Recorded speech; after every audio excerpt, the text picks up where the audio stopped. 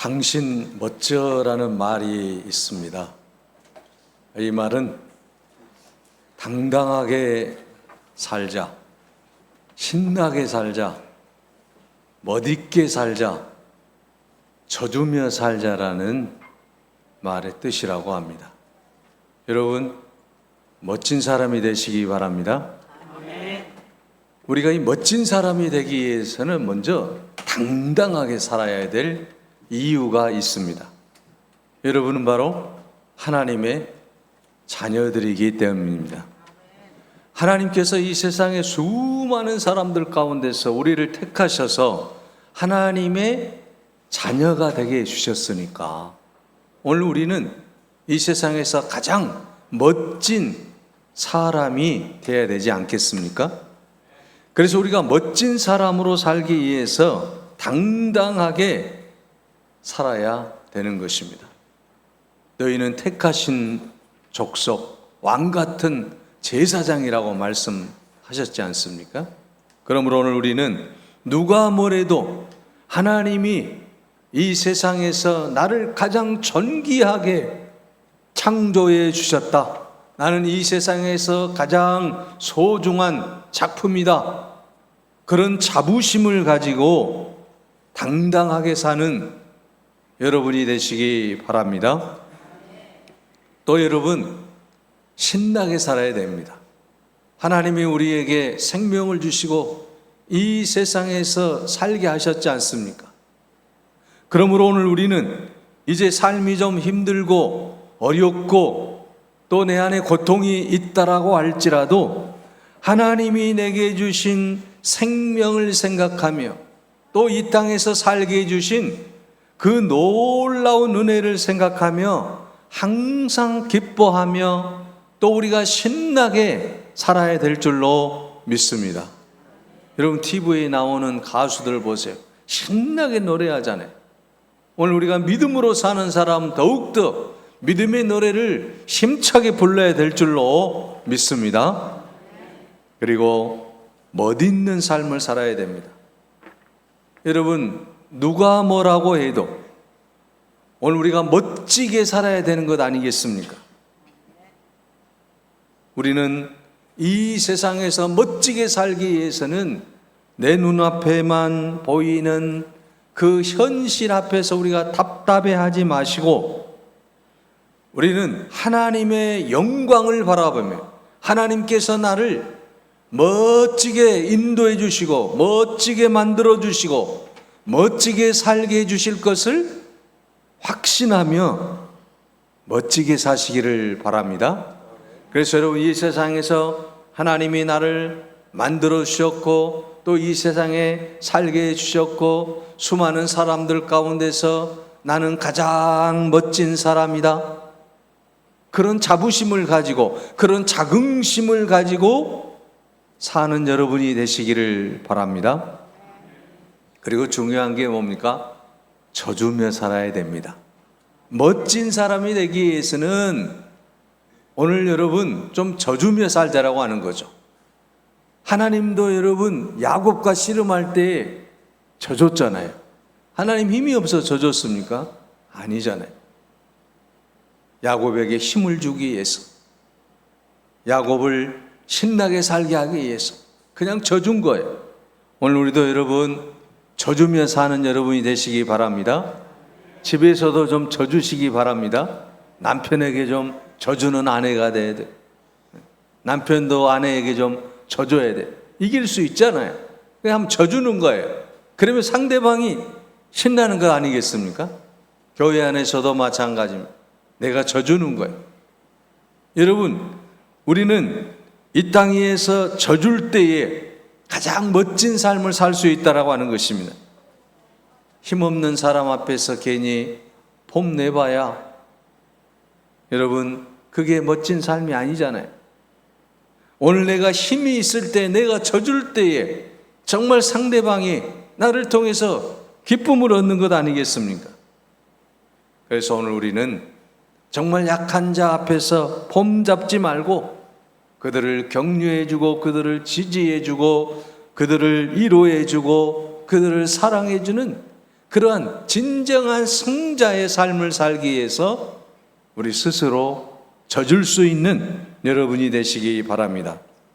이처럼 여러분, 얼음 냉수 같은 사람, 추수하는 날에 얼음 냉수 같은 사람이 어떤 사람입니까? 다른 사람의 마음을 시원하게 해주는 사람이잖아요. 오늘 당신 멋져라는 말과 같이 정말 그렇게 사는 사람이 추수하는 날에 얼음 냉수와 같은 사람이 될 줄로 믿습니다. 여러분, 오늘 본문에 보면 추수하는 날에 얼음 냉수 같은 사람이 있다고 말씀하고 있습니다. 무더운 여름에 시원한 이 얼음 냉수 한 잔 마시는 그 기분이 어떻겠습니까? 요즘 우리 시대에는 시원한 이 얼음 냉수 한 잔이 얼마나 귀한지 그 소중함을 잊고 살 때가 너무 많이 있습니다. 왜 그렇습니까? 언제든지 냉장고 문만 열면 시원한 물이 있기 때문에, 또 냉장고 문만 열면 얼음이 있기 때문에 귀한 줄을 몰라요. 여러분, 냉장고 없을 때를 한번 생각해 보십시오. 시원한 물을 마신다라고 하는 게 얼마나 어려운 일이었습니까? 그런데 요즘에는 냉장고가 있어서, 냉동고가 있어서, 얼음 냉장고가 있어서 얼마나 여러분 우리가 시원함을 맛보며 살고 있는 것 아니겠습니까?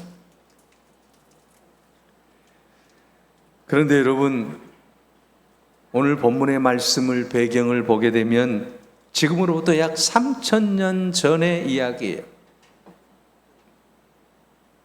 여러분, 3,000년 전의 이야기를 생각해 보십시오. 그때 당시에 냉장고가 있었겠습니까? 전기도 없고 아무것도 없잖아요. 그런 시대에 얼음 냉수는 더 이상 바랄 수 없는 최고의 물질이었다라고 하는 거죠. 더구나 여러분, 추수하는 날에는 더욱 그렇다라고 하는 것입니다. 추수하는 날은 어떤 날입니까? 5, 6, 7월 이 날이 추수하는 날이에요. 여러분, 우리나라도 이 시대, 이 시기에는 보리를 베어서, 밀을 베어서 타작을 하잖아요. 중동 지역도 마찬가지예요.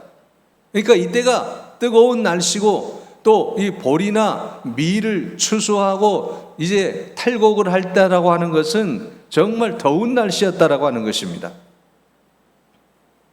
우리도 여러분 보리 추수를 할 때가 있었지 않습니까? 저도 어렸을 때 농사 짓는 일을 종종 도와드렸습니다. 농사를 지었기 때문에 보리 추수를 많이 했잖아요. 보리를 많이 가는 사람들이 부자예요.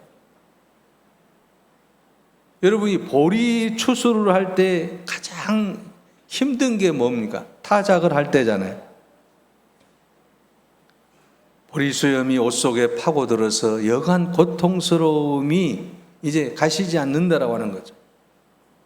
이럴 때에 얼음 냉수 한 그릇을, 한 사발을 먹으면 그 모든 괴로움이 다 사라진다라고 하는 거죠. 그래서 여러분, 오늘 본문에서 추수하는 날에 얼음 냉수 같은 사람이 되라고 하는 이 말씀은 바로 본문의 배경을 통해서 당시에 얼음이 없을 때에 정말 얼음처럼 시원한 삶을 살 수 있는 비결이 무엇인가를 지금 말씀해 주고 있다라고 하는 것입니다.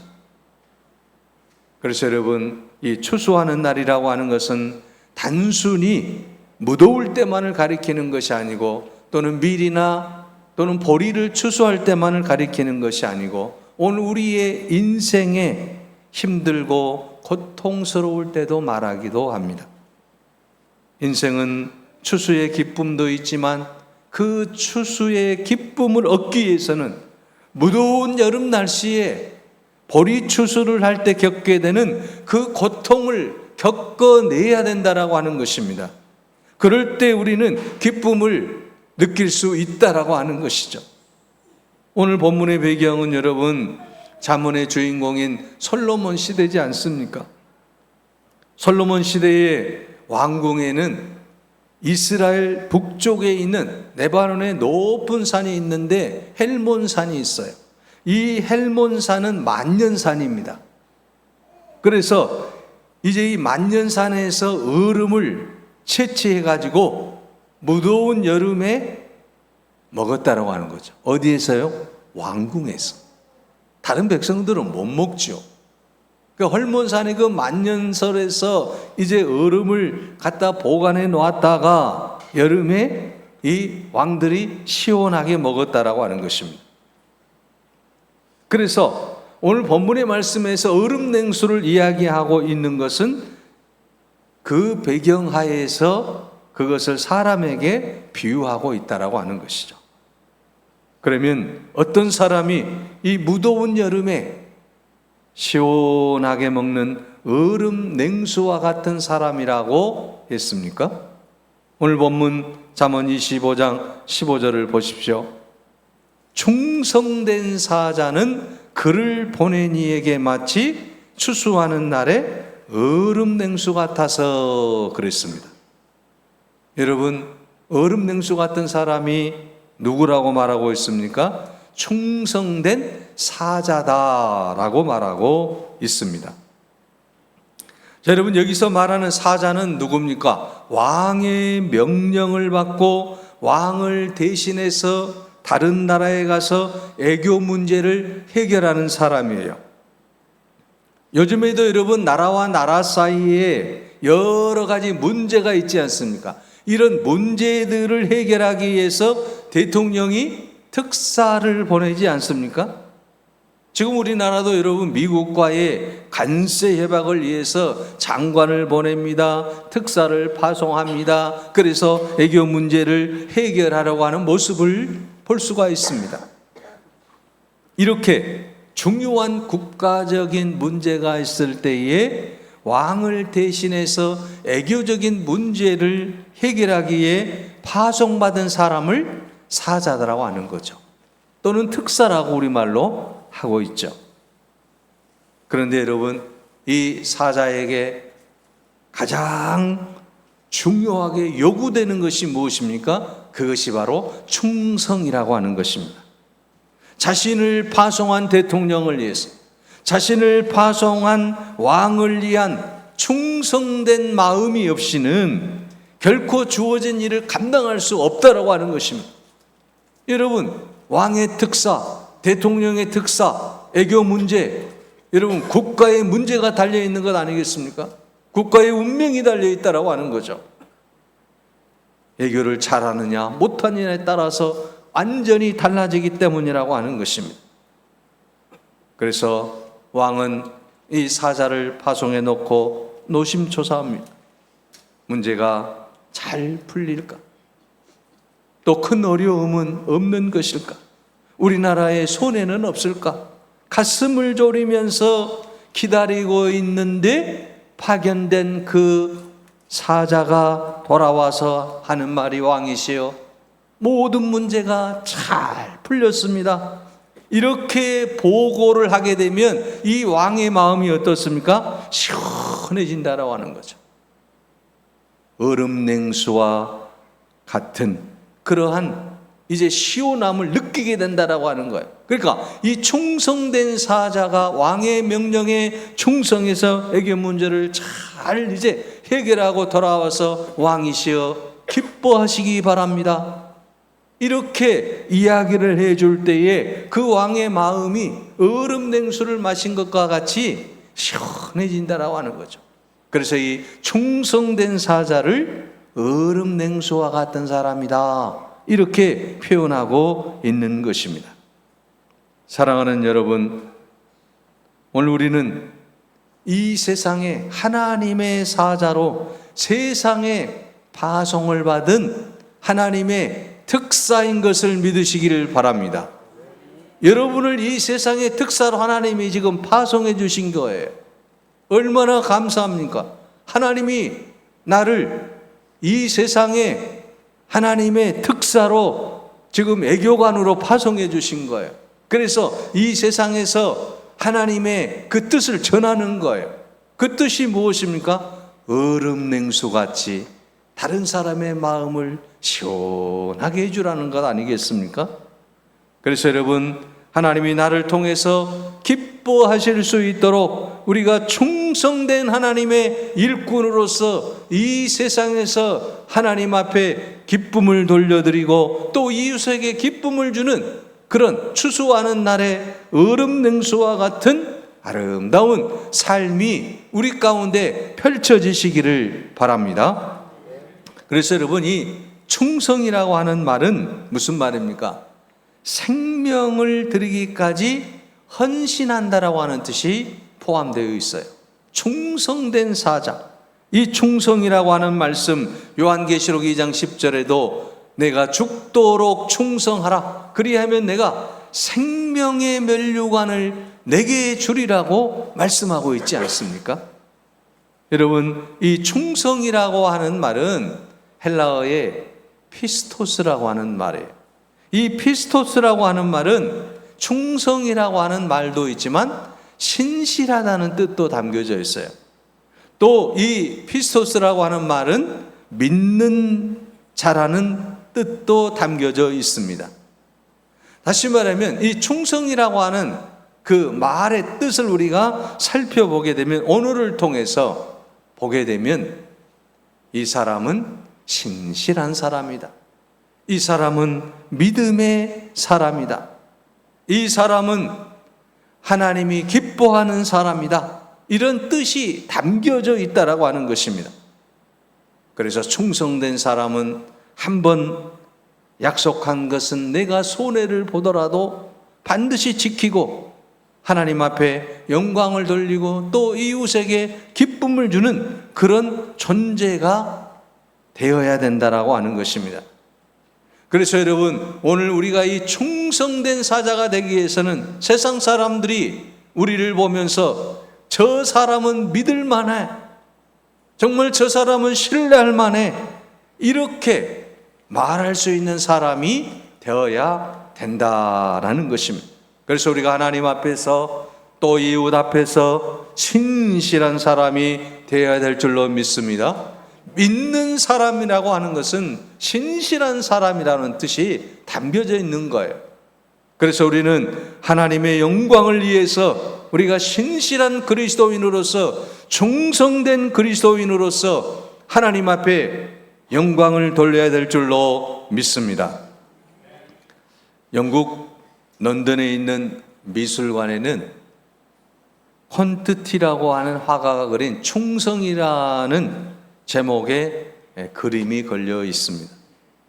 이 그림을 보는 모든 사람들이 숙연해하는 이유가 있는데, 이 그림은 역사적인 배경을 통해서 그렸고, 그리고 그 그림 밑에 이제 그 그림을 그린 배경에 대해서 설명을 해 놓았는데 숙연해 줄 수밖에 없는 이유가 있다라고 하는 거죠. 그 이유는 주 79년에 이탈리아의 폼페이 근처에 있는 베스비우스 산에서 화산이 폭발합니다. 그래서 이 폼페이 전체가 완전히 초토화가 되어버리는 거예요. 폐허가 되는 거예요. 우리가 잘 알듯이 역사에서 여러분, 이 로마가 70년에 완전히 멸망하잖아요. 위세 침입도 있었겠지만 이런 이제 화산 폭발로 인해서 도시 전체가 마비가 되어버리고 말았기 때문입니다. 오랜 시간이 흐른 후에 18세기 중엽부터 폼페이시의 그 발굴 작업이 시작이 되었는데, 이 폼페이 성문을 지키고 있는 한 보초병의 화석이 발견되는 거예요.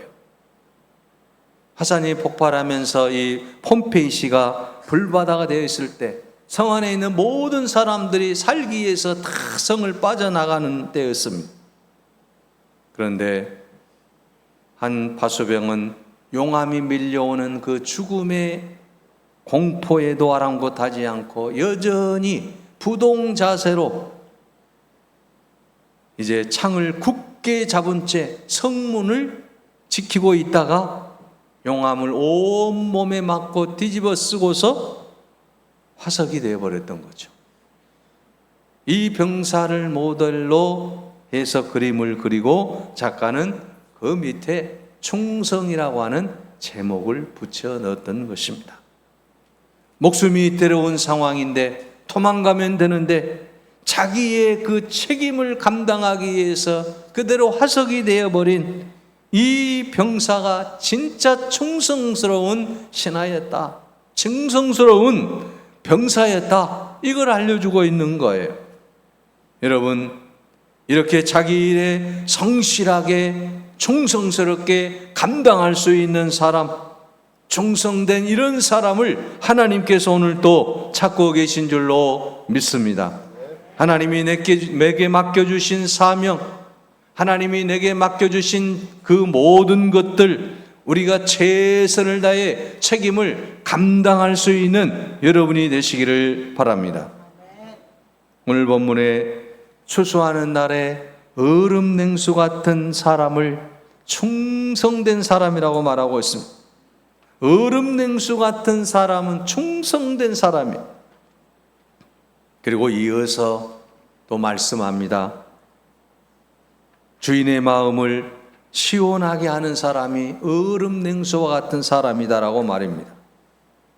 추수하는 날에 얼음 냉수 같아서 능히 그 주인의 마음을 시원하게 하느니라. 여러분, 누가 얼음 냉수 같은 사람입니까? 주인의 마음을 시원하게 해드리는 사람이에요. 여러분은 하나님께 어떤 사람입니까? 하나님의 마음을 시원하게 해드리는 사람입니까? 아니면 하나님의 마음을 열받게 하는 사람입니까? 추수하는 날에 얼음 냉수와 같은 사람이 되어야 된다는 것입니다. 여러분, 우리가 추수하는 날에 열받게 하는 사람이 되면 되겠습니까? 그 기쁨의 잔치에 열을 받게 하는 사람이 되어서는 안 된다라고 하는 것입니다. 오늘 우리가 하나님 앞에서 어떤 사람이 되고 싶습니까? 추수하는 날에 얼음 냉수와 같은 사람이 되어서 정말 많은 사람들의 마음을 시원하게 해줄 수 있는 그런 인생이 되어야 되지 않겠습니까?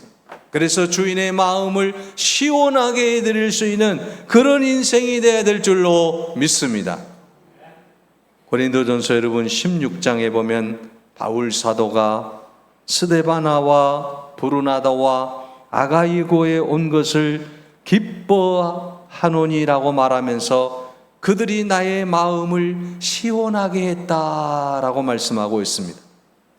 여러분, 고린도전서 16장 17절에서 18절에 보게 되면 그들이 나의 마음을 시원하게 했는데, 여러분, 이들이 왜 사도 바울의 마음을 시원하게 해줬을까요?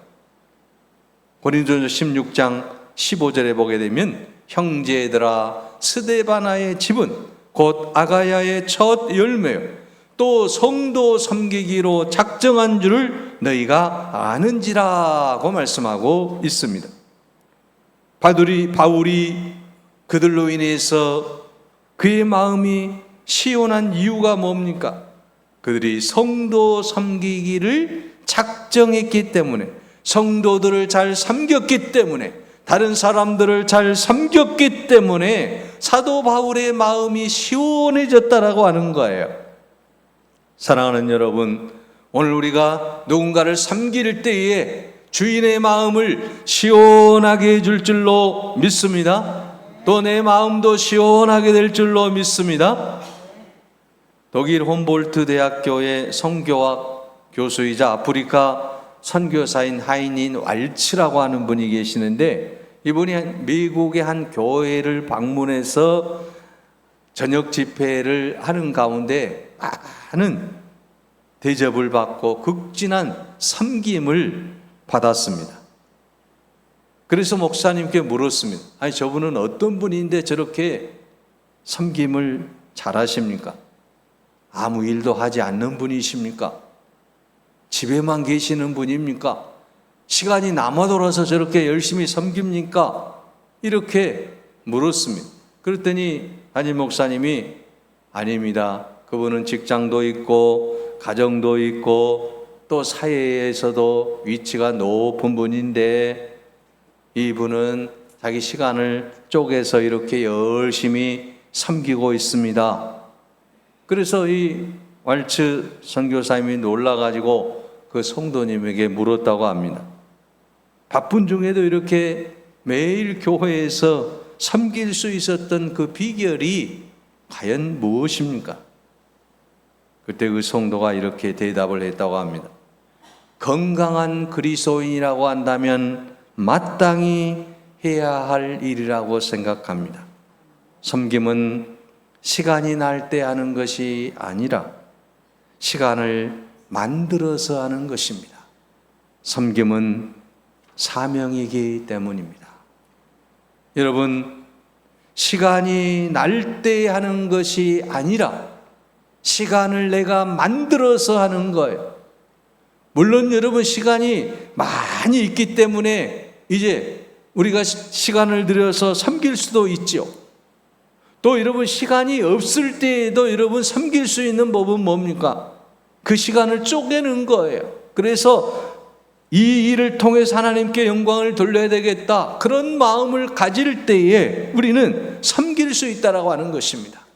그래서 시간이 많이 있는 사람이나 시간이 없는 사람이나 그 시간을 쪼갤 수만 있다고 한다면 우리는 섬기는 자로 살아갈 수 있다라고 하는 것입니다.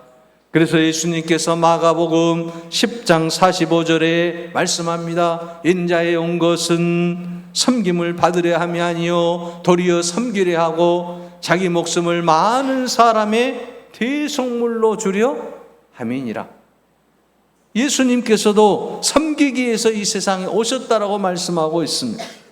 그러므로 여러분, 오늘 우리도 교회 안에서 또는 세상 속에서 우리 가정에서 섬기는 자로 다른 사람들의 마음을 시원하게 해줄 수 있는 그런 삶을 사시기를 바랍니다. 오늘 우리는 이처럼 주인의 마음을 시원하게 하기 위해서 이제 살아가는 삶을 살 때에 모든 사람들에게 기쁨을 줄 수 있다라고 하는 것입니다. 사랑하는 여러분, 오늘날 교회 안에는 두 종류의 사람이 있다고 합니다. 한 종류의 사람은 성도들을 열받게 하는 사람이 있고, 또 한 종류의 사람은 그 열을 식혀주는 사람이 있다라고 하는 거예요. 여러분, 어떤 사람이 되기를 원합니까? 성도들을 열받게 하는 사람이 되고 싶습니까? 아니면 그 열받은 사람, 그 열받은 성도를 시원하게 그 열을 식혀주는 사람이 되고 싶습니까? 오늘 우리는 다른 사람을 만나면 그 사람의 마음을 시원하게 열을 식혀주는 여러분이 되시기를 바랍니다. 이 무더운 여름철에 열받을 일이 얼마나 많습니까? 그럴 때에 그 열을 식혀줄 수 있는 사람, 이 사람이 바로 하나님의 사람이고, 이 사람이 바로 하나님께 충성하는 사람이고, 이 사람이 바로 하나님께 복받을 자 아니겠습니까? 사랑하는 여러분, 오늘 우리가 누군가를 만나면 답답해지고 시원했던 내 마음이 오히려 더 더워지는 그런 우리가 삶을 살아서는 안 된다라고 하는 것입니다. 오늘 우리가 누군가가 나를 만날 때에 정말 그분을 만나면 내 마음이 시원해지고 답답했던 그 모든 내 생각들이 정말 다 풀어지고 기분이 좋아지고 정말 살만 나고 기쁨이 넘치고 은혜가 넘치고 그런 인생이 되어야 되지 않겠습니까? 그래서 우리가 이 공동체 안에서 또는 우리가 이 세상 속에서 다른 사람들로부터 거부감을 주는 그런 사람이 아니라 모든 사람들에게 기쁨을 주고 시원함을 줄 수 있는, 정말 당신 멋져라고 하는, 정말 당신은 멋진 사람이야 라고 하는 그런 말을 들으며 사는 아름다운 인생이 되시기를 간절히 바랍니다. 기도하겠습니다. 추수하는 날에 얼음 냉수 같은 아름다운 삶을 살기 원하는 사랑하는 주의 백성들을 늘 기억하여 주시옵소서. 아버지 하나님, 상대방을 열받게 하는 그런 인생이 아니라 상대방의 마음을 시원하게 해줄 수 있는 그런 아름다운 인생으로 하나님께 영광 돌리게 하여 주시옵소서. 충성된 종이라고 우리를 불러주셨사오니 이 세상에서 하나님의 사자, 하나님의 특사로 파송을 받았사오니 아버지여, 이 세상 모든 사람들에게 기쁨을 주고 아버지는 시원함을 주는 그런 아름다운 인생이 되게 하여 주옵소서. 특별히 우리 교회 공동체 안에서 아버지 하나님, 그 집사님, 그 권사님, 아버지는 만나기만 하면 너무 마음이 기쁘고 즐겁습니다. 이렇게 아버지 하나님, 하나님 앞에 영광 돌릴 수 있는 그런 아름다운 인생이 되게 하옵소서. 예수 그리스도의 이름으로 기도하옵나이다. 아멘.